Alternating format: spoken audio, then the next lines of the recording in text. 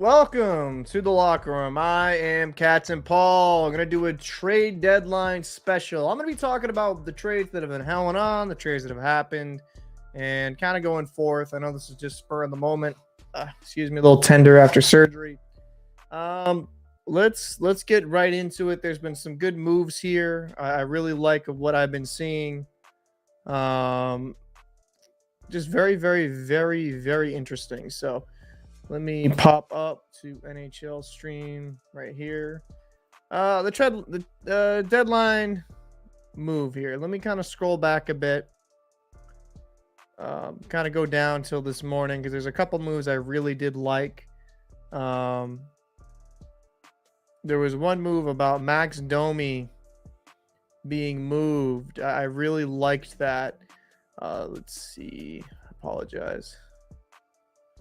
So let me use this is going to be easier. Yeah, Dallas Stars acquired Max Domi and goalie Dylan Wells from the Chicago Blackhawks in exchange for Anton Khudobin, second round pick in 2025. The one thing I like about the Domi trade is that while I think he's more of a second, third liner and he's kind of blossomed in the Blackhawks, this is going to add much needed depth to the Dallas Stars because they have a really good team there. They have the goaltender, a pretty solid offense, decent defense. When you bring in a guy like Max Domi, that's just going to make you far deeper. And it seems like a lot of teams are just adding, and making them very, very strong. I love what I'm seeing out here on this trade deadline for sure. Max Domi's been a player that has been kind of moved around a lot in his career, but he's been pretty solid this season. Let me go do his hockey reference page. Excuse me. 60 games played, 18 goals, 31 assists for 49 points. That's really good. Yeah, he's really kind of really had a really bounce back year because when he split time in Carolina and Columbus, it was okay, but it wasn't great. So it's definitely good to see him get back to form. Hey, what's going on, Caleb? I appreciate that. I'm glad you're liking the videos. I really do actually enjoy making them for you. So I'm glad you're liking them. Not gonna lie, that's awesome. This pretty much unplanned. This is me just kind of going through different trades, giving my opinion. I might cut these up into shorts or something like that, or like shorter segments. But I think that Max Domi trade for the Stars is really good. You know, you're gonna keep adding pieces. And I'm actually going to pop up. I'm going to put the cat friendly up here for the Stars. Like I said, I'm doing this by kind of the seat of my pants, so I apologize. But I really do like what he brings forth to the screen. Let me actually add one more. You know what I might do, actually? Share the whole window.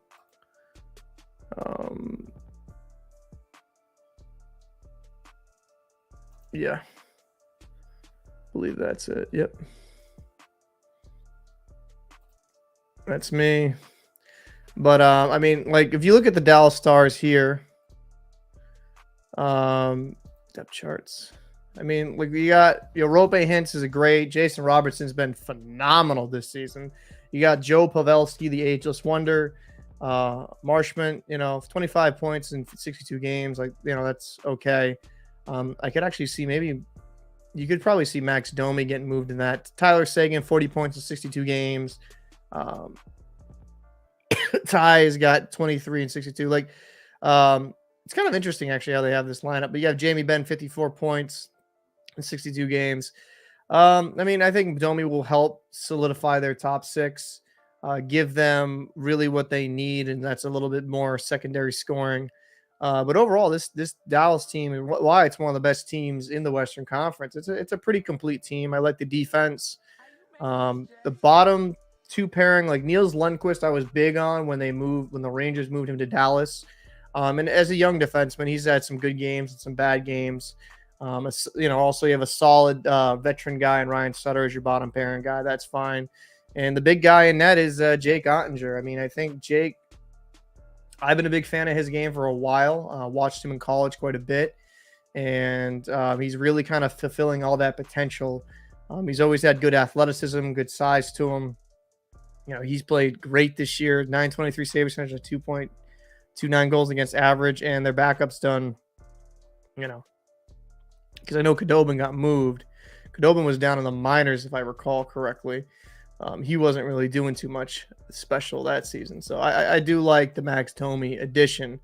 And St. Louis Blues, acquired Jacob Verana from the Detroit Red Wings. I'm actually kind of surprised Detroit's just selling. I mean, I don't know if this is part of the Stevie Y plan, maybe get a little bit better drafting.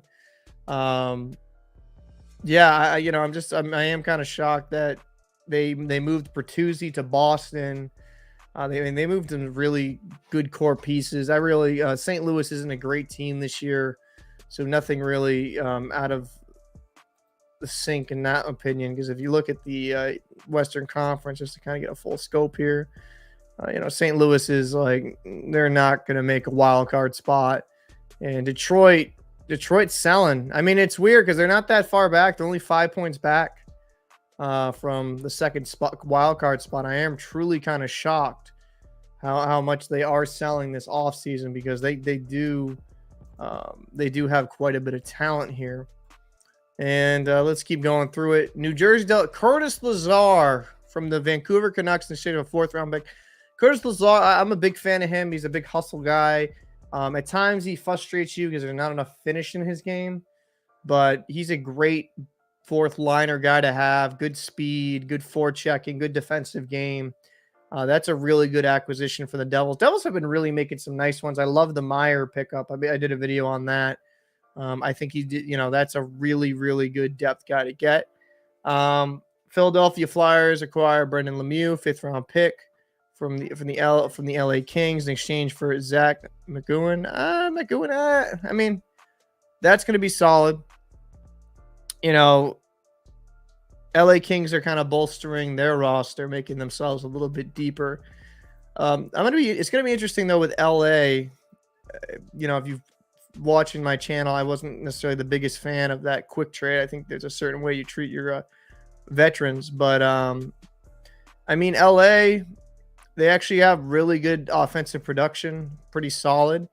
It's their goaltending though. I mean, Korpisalo should be a boost, and I know some people knocked me for the Phoenix Copley, he's like people say, oh well, he's 18-4, well 19-4 after his win last night. But I mean, I look at his save percentage, I look at his goals against, it's like, nobody that's played for the Kings has had a save percentage above 900. And a part of me is like, how much can that be all the goalies' fault? Like at some point, if every single goalie is below a 900, maybe it is the decor you have around and the lack of structure. But, Gavrikov and Korpisalo are definitely going to help them. McGowan, he's a good just depth piece guy. But, the LA Kings got to be better in their own end. When I have managed to watch some of their games, their defensive lapses at times are kind of baffling. Maybe a guy like Gavrikov can kind of help that out, who I don't think has like a huge high ceiling, but he's a solid bottom pairing guy that will give you stability, and that's frankly what they need here. Let's keep going forward here. LA Kings acquire forward Nate Schnarr for the Montreal Canadiens in exchange. Well, they butchered that spelling. Exchange for defensive Frederick Allard. Okay. Made some big moves. Let's talk about this one real quick. Vegas Golden Knights acquiring Jonathan Quick from the Columbus Blue Jackets in exchange for Michael Hutchinson, who's been around the league for a while as like a 3rd goalie, and a 7th round pick. I get it from a cap aspect that LA Kings wanted to improve their roster. They wanted to get a couple pieces. Korpisalo right now is probably a better goalie. Is most likely a better goalie than Jonathan Quick. And I'm not going to deny that. Some people in the comment section got it confused. Like, I think Quick is still in his prime. I understand he's not. But I don't think dealing your franchise icon in the last year of his deal, who's most likely going to retire at the end of the season, to a bottom feeder was a great deal. And he wasn't happy about it. And eventually Columbus just ended up moving him to the Golden Knights. And it's going to be interesting because I'm looking at the Golden Knights. Oh, sorry, that's a hockey reference. I'm looking at the Golden Knights, and they have a pretty solid team. Cassidy's done a good job there in his first year. Um, they've kind of, I mean, Leonard's been out for the whole season for his injury, but I mean, you bring in Jonathan Quick, who's not had a good year. 31 games played, 3.50 goals against, a 876 save percentage. They keep getting hurt. So look at this. Look how many goalies: Brossoit, Thompson, and Leonard. And then they have Aiden Hill and Jonathan Quick. So they definitely need to get a goalie in Vegas. And I think getting a veteran like Quick is smart. But I mean, I think maybe having a guy like Jonathan Quick, maybe I don't know, maybe it will kind of put a fire underneath him and kind of motivate him towards the end of his career. Right here it says day to day for Brossoit. Logan Thompson's week to week. So I'm not necessarily sure what's going to go on with people start getting healthy. But I mean, I think behind this Vegas Golden Knights team, it's far better defensively than what the LA Kings were. So I'm hoping the best for Quick. I really am a fan of his game. I've been a fan of him for a while. I mean, yeah, he's been absolutely fantastic for such a long time. I thought that was a really disrespectful thing to do. Might as well talk about it. Todd, I keep saying Todd. Oh, Jesus. Tyler Bertuzzi, the nephew. Tyler Bertuzzi was drafted to the Bruins for a conditional to protect top 10 protected first-round pick and a fourth-round pick. But Detroit ended up retaining half his salary. I think Tyler Bertuzzi can find his game in Boston. I think there's a lot of things to like about him. He's not been as productive, but he hasn't played as many games. Obviously, this season only 29, so 4 goals, 10 assists for 14 points. I mean, look at last season. 68 games played, 30 goals, 32 assists for 62 points. Now, that was his career best, but even if you go to the seasons prior, 21 goals, like 47, 48 points. Like, that's a very good, competent NHL player. Even if last year was his career year and maybe he comes back down to the means of being around a high 40s, low 50s point scorer, I mean, for what you're paying for, that's solid production. It's going to be interesting from Sweeney to see what we are going to do in the long term, because we signed Pasternak to an 8-year, $11.25 million cap hit. That's going to be that's going to be interesting to see how we do the roster construction next season. But I mean, I think adding him, especially with the injuries of Hall and Foligno, is extremely good. I like his game. He can be kind of a nuisance at times. Probably will fit in really well. A lot of Bruins fans will probably really love the way he plays the game. But yeah, there's a lot of high upside. Now, I'm gonna be very, very intrigued to see how exactly the rest of this goes. The Bruins have been kind of rumored into being maybe into a certain player, like a good depth piece. That'll be interesting to see. But it's been a very interesting trade deadline for sure. You've seen a lot of key pieces even move like a week prior. And I mean, looking at the standings in the NHL, I mean, this is probably the best. This is the deepest Eastern Conference I've seen in a long, long time. Boston's great. They're phenomenal this season. But Carolina, New Jersey, Toronto, Tampa, like New York Rangers, like the top 6 in the East, I mean, they can beat Boston. And I'm a Bruins fan, but like these teams can easily, not easily, but they can beat Boston. They have the roster construction to beat Boston, in my opinion. If they play a disciplined game and they play up to their potential. I'm not trying to be a homer. I believe Boston's is the best team in the NHL, but doesn't mean that Carolina, New Jersey, Toronto, Tampa, and the Rangers can't beat them. I mean, the biggest, I think, kryptonite would be Carolina, because they don't have necessarily like a superstar, but they just play such a good team game. And in some senses, they remind me when the Bruins won the Cup in like 2011. They're a really good deep team, and they have a good defensive structure. And Carolina's a dangerous team. I know some people are kind of writing them off because there's the bigger names like with the Rangers with Kane and Tarasenko, Toronto getting Ryan O'Reilly, New Jersey getting Meyer. But I mean, Carolina can't rule them out. I really like a lot of their roster, what's going on there, especially with was it Goss to spare? I think went to Carolina. Let me actually double check that so I'm not speaking out of my butt cheeks. Let's see, because usually Cat Friendly's pretty good about updating things. I really do. Goss to spare, right? He should be there. Yep, Goss to spare went to Carolina, and that's a good player for them to have. Yeah, he was in Arizona. And let me look at the transactions, get the full scope of the trade.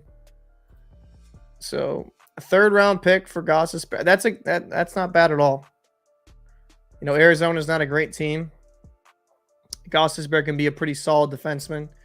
Is 4.5 million a little rich for him? I mean, most likely, but Carolina just got deeper in defense. I think that's a good. They just made it one of their strengths even stronger. So it's gonna be interesting to see who kind of gets knocked out of this shuffle for Gostisbehere. But I mean, yeah, man, I like the Carolina Hurricanes roster construction. They're not going to blow you away offensively. They'll score enough goals to win, but their team defense is one of the best in the league. Rob Brindamore really has these boys play, and it's just a lot of fun to watch, to be honest with you. Let's see here. So Patrick Kane, Pasternak. I already made a video about that. I don't want to. The Dylan Larkin extension. That was interesting to me. So Dylan Larkin was obviously upset with Tyler Bertuzzi being traded. Wasn't necessarily the happiest customer regarding that. I saw the interview where he was kind of almost breaking down into tears. But hey, they signed an 8-year, $69.6 million contract. I liked what I saw. I really did. I liked a lot what I saw there. I apologize.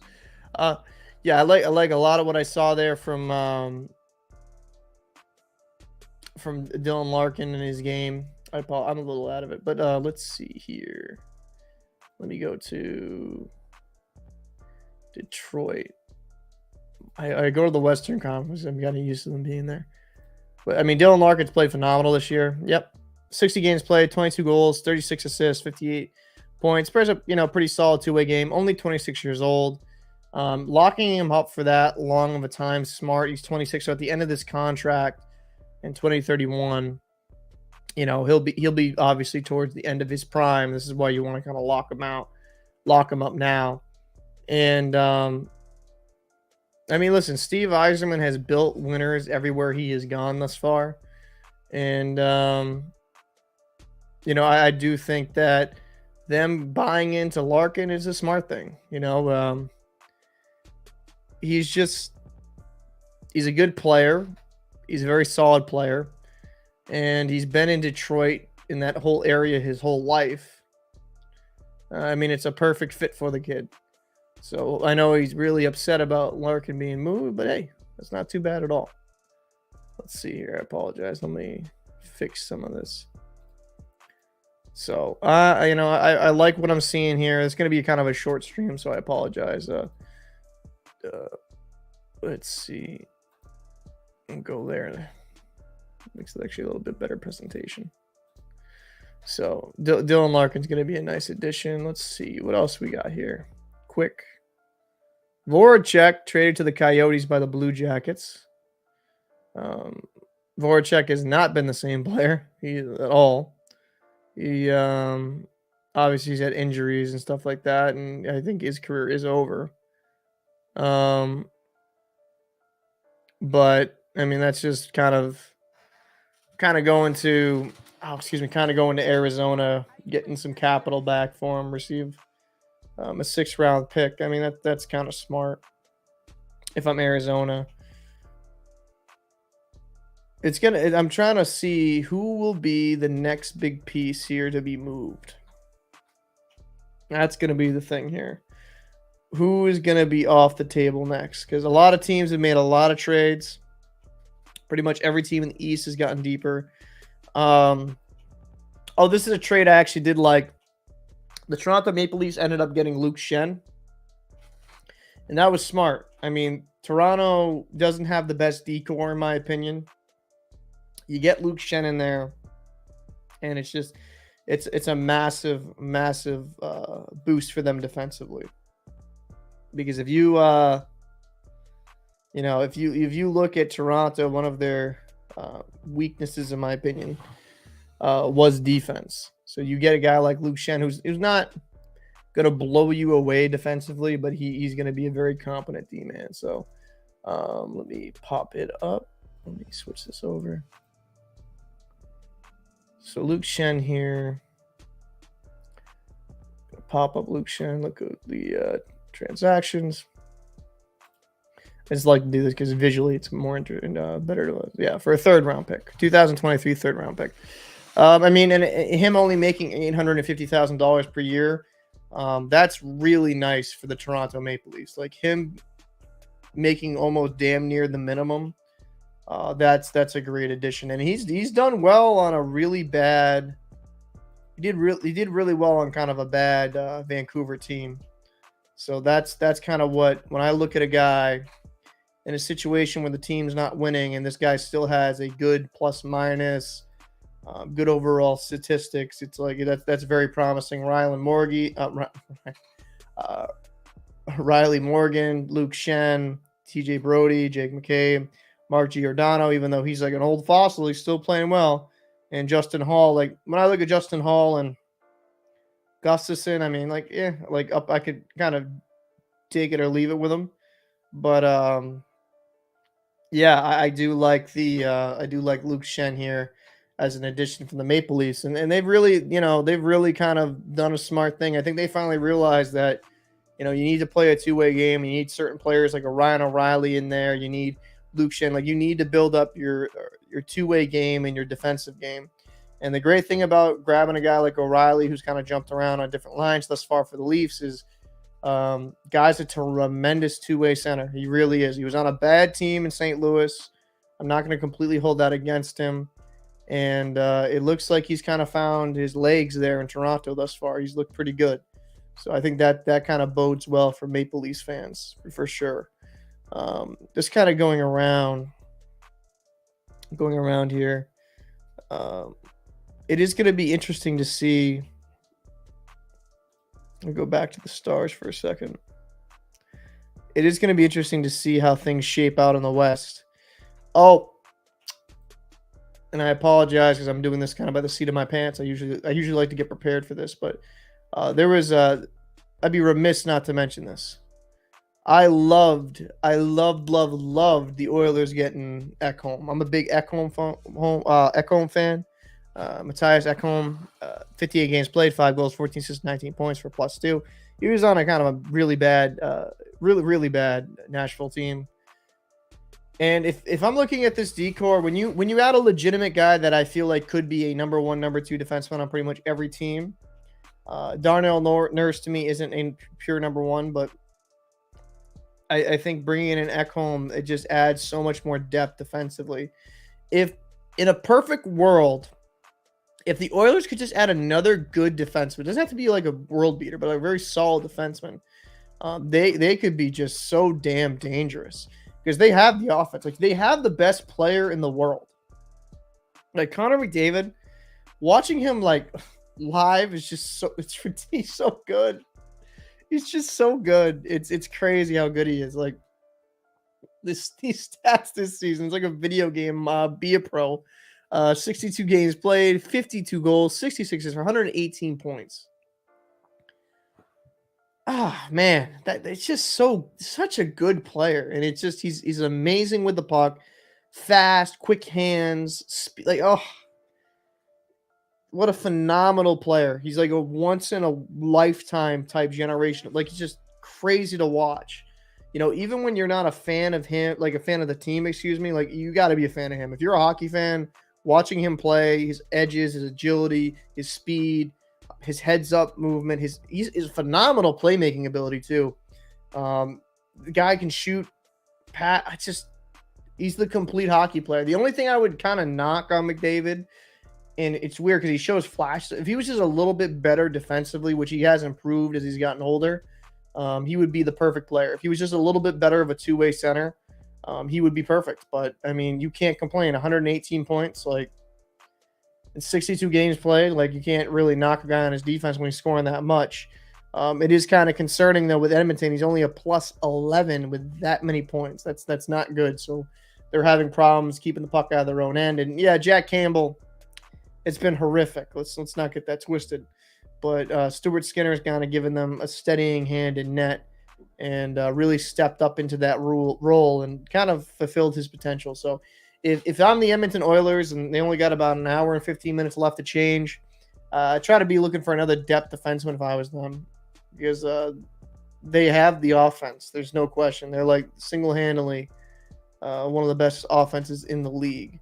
So if I'm them, I'm looking to add a little bit of offense. They don't really have any cap space though, so they have to kind of manipulate something to make that work. But yeah, I loved that trade. I was actually surprised maybe they weren't in on Luke Schenn, because if they got Ekholm and Luke Schenn, I mean, I think that like makes them world different. Oh, sorry here, buddy. I apologize. The Sabres are on the cusp, but it seems pretty quiet from their end. What do you think they should do in terms of defensive pickups? That is actually a really, really good question. I'm a big fan of the Sabres because I think they're there. They're almost there of being a legitimate threat in the East. I don't know if I've actually said this publicly. I said this to my co-host Fajardo. I think in the next few years they're going to be like the best team in the East, because let me pull up the Sabres, because I love what they've done. Listen, they have $17 million in cap. That also helps. But if you look in, excuse me, if you're looking at these pieces, like the only overpriced guy, in my opinion, would be Jeff Skinner. I think he's definitely benefited from being on Tage Thompson's line. Do I think he's a $9 million player? No. But you got Jeff Skinner, Tage Thompson, Jack Quinson, decent. You got Dylan Cousins coming into his own, and they signed these guys early on, so they didn't and obviously he's going to make more than 1.4 million here in a bit. But they signed him for a relatively actually, let me just click this because you guys won't see it if I put it on that tab. They signed him to a relatively reasonable contract on the extension side of things. Yeah, like 7.1 for Tage Thompson. It's just it's like stealing money. And Dylan Cousins, I kind of want to get his cap hit here in a second. 7.1. So like they paid their guys early. And that's what I think smart. They pay their guys early. They believe has the talent. Sorry. Defensively though, I mean, Owen Power, he can be good at times, but I feel like he's being a little he can be a little inconsistent. And I think that's just youth though. I mean, like look at this Dallas decor. 20 years old, 23, 24, 22, 25, 28. Darlene, how long is he out for? Yeah, day to day. Darlene's had a phenomenal season thus far. 62 points, 14 goals, 48 assists. He's done really well. He's kind of finally fulfilled that potential. I'm not as worried as their defense. I think they're just young, and I'm not sure. I mean, they could afford a guy like Chikrin. That's a guy that kind of comes to mind to me. I don't know if they'd want to be willing up to give any prospects and stuff like that. But while yes, there's some people here currently on this roster I'd want to improve upon, I'm just wondering, like, would you want to give up any prospects or youth right now for just kind of either a rental or someone just in the short term? Now, Chikrin wouldn't really be a rental because I believe his contract, let me make sure of that. I believe his contract doesn't expire. Let's see. Chikrin.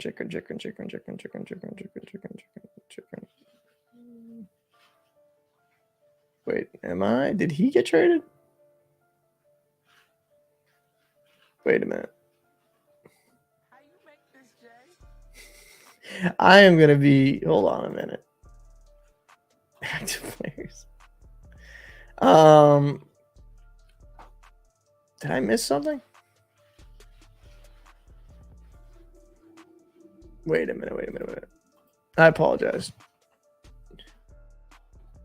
Chikrin. What's going on here?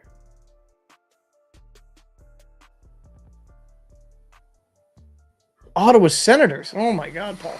I missed that. I think that's probably because I was out yesterday. But never mind. I was going to say, oh, that guy like him would make sense, but he went to Ottawa. That's interesting. That's extremely interesting, actually. His Chikrin's under term for 22. I think that's a good deal. You get Chikrin. What do they give up? But yeah. I'm like looking. I apologize, people. I had hip surgery yesterday, so I definitely missed some things, I guess. Let's see here. What did they trade him for? That is interesting.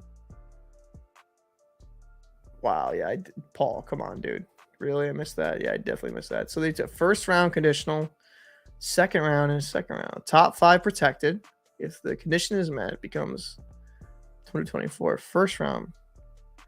And if the Ottawa makes the 2023 Eastern Conference Final, the pick becomes a 2024 first round, top 10 protected.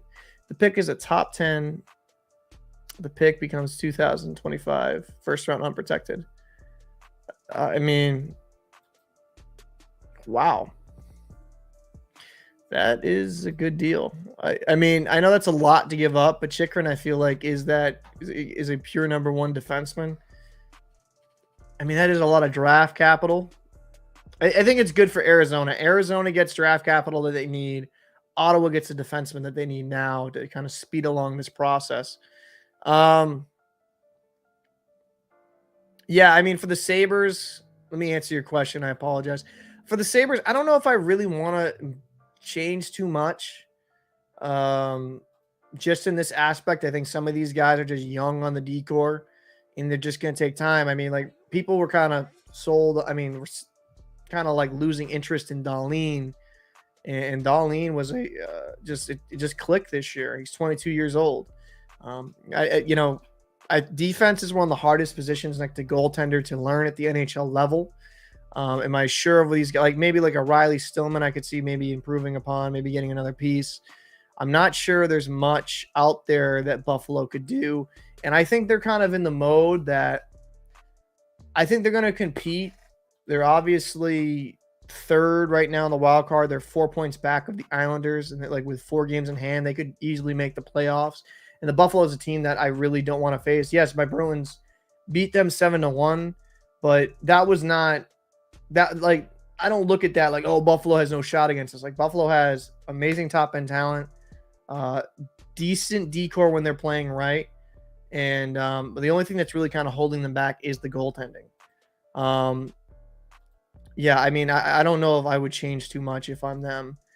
Now, I hate to cut this short. Got to go do a few things, take some medication, take care of my hip. I appreciate the people that popped in for like a quick little live stream. I want to do something for the trade deadline. I'm going to be doing some videos after trades are finalized. That's usually like I like to do, is I like to kind of see what the landscape shows, go into about it, break down each stream and go into it. I really do appreciate everyone popping in. I'm going to make it more of an effort to really show, to really kind of do these shows more often. So I'm Captain Paul. If you haven't already, but definitely make sure to hit that subscribe button. I'm going to go rest, and I'll see you in the next one. I'm going to get some sleep, man.